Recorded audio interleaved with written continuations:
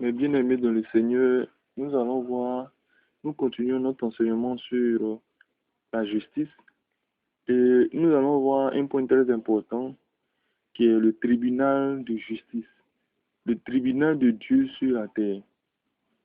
Voilà. Nous allons voir que Dieu est juste et il est toujours juste. Il n'est pas possible que Dieu soit injuste et qu'il juge le monde. Dieu est juste.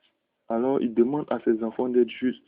C'est ce que nous avons vu dans la première vidéo. Dans celle-ci, nous allons prendre tout de suite le livre de 1 roi 8, verset 32. 1 roi 8, verset... On va commencer à partir du verset 31. 1 roi 8, à partir du verset 31 au verset 32. Qu'est-ce que le Seigneur nous dit? Si quelqu'un pêche contre son prochain et qu'on lui impose un serment pour le faire jurer, et s'il vient jurer devant ton autel dans cette maison, écoute-le des cieux, agis et juge tes serviteurs, condamne le coupable et fais tomber sa conduite sur sa tête. Rends justice à l'innocent et traite-le selon son innocence. Amen. J'aimerais qu'on relise parce que c'est un passage très important.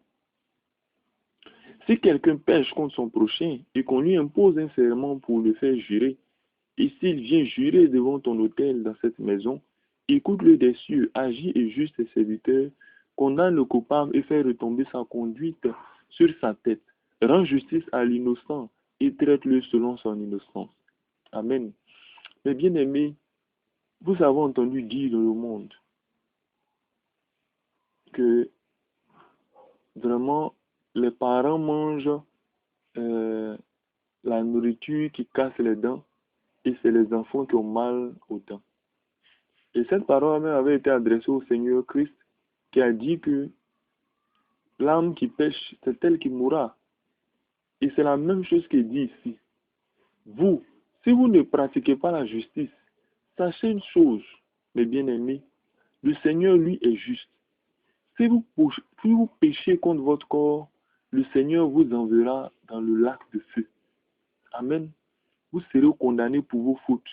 Ne pensez pas que parce que votre homme de Dieu commet l'adultère, vous aussi vous devez commettre l'adultère. Ne pensez pas parce que votre frère ou votre père a frappé votre mère, que vous aussi vous devez frapper votre femme. Ne pensez pas parce que vous avez vécu dans une enfance difficile, alors vous devez rendre la vie difficile à vos collègues de service.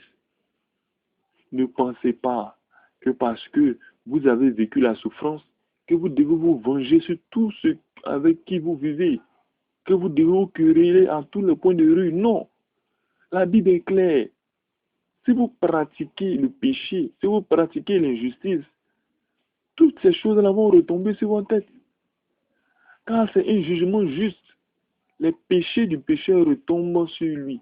Les péchés du pécheur le consument lui-même. Quand vous avez la haine dans votre cœur, vous êtes consumé vous-même. Quand vous pratiquez l'injustice, cette injustice-là retourne à un effet boomerang. C'est-à-dire, il vous frappe doublement. Donc, mes bien-aimés, sachez-le, le Seigneur, notre Dieu, est un Dieu qui est juste. C'est un Dieu qui est puissant. C'est un Dieu qui ne change pas.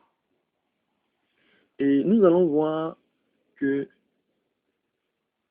qu'est-ce qui doit être fait pour réellement pratiquer la justice. Qu'est-ce qui permet réellement de pratiquer la justice? Et la justice, en ce qui concerne la justice, au niveau de l'homme ici-bas, on va lire le livre de Proverbes 1, le verset 1 à 7. Proverbe de Salomon, fils de David, roi d'Israël. Pour connaître la sagesse et l'instruction, pour comprendre les paroles de l'intelligence, pour recevoir des leçons de bon sens, de justice, d'équité et de droiture, pour donner aux simples du discernement, aux jeunes hommes de la connaissance et de la réflexion, que le sage écoute, et il augmentera son savoir. Et celui qui est intelligent acquérera de l'habilité pour saisir le sens d'un proverbe ou d'une énigme, des paroles des sages et de leurs sentences. La crainte de l'Éternel est le commencement de la science. Les insensés méprisent la sagesse et l'instruction. Amen. Et la suite va dire, écoute l'instruction de ton père et ta mère, mon fils. Mais bien aimé, si vous ne pouvez pratiquer, si vous ne pouvez vraiment être inspiré de la sagesse venant de Dieu, vous ne saurez jamais pratiquer la justice. La justice. Alors, je vous demande et je vous conseille réellement de prier le Seigneur afin qu'il vous donne la sagesse de comprendre les choses, les Écritures, sa volonté, afin de faire ce qui est juste. Amen. Ne vous révélez pas contre Dieu, c'est inutile, car il est tellement puissant. Le Seigneur toi qui te rebelles contre Dieu, sache-le, le Seigneur peut te tuer aujourd'hui. Et même si toi tu meurs, le Seigneur ne va pas cesser d'être Dieu à cause de toi. C'est un Dieu puissant. Il a démontré sa puissance dans l'ancien temps. Il a détruit tous les chars de Pharaon qui poursuivaient le peuple d'Israël. Et c'est de la même manière que durant la grande tribulation, toute la puissance du diable sera détruite. Je vous assure, tout a été représenté dans l'ancien temps.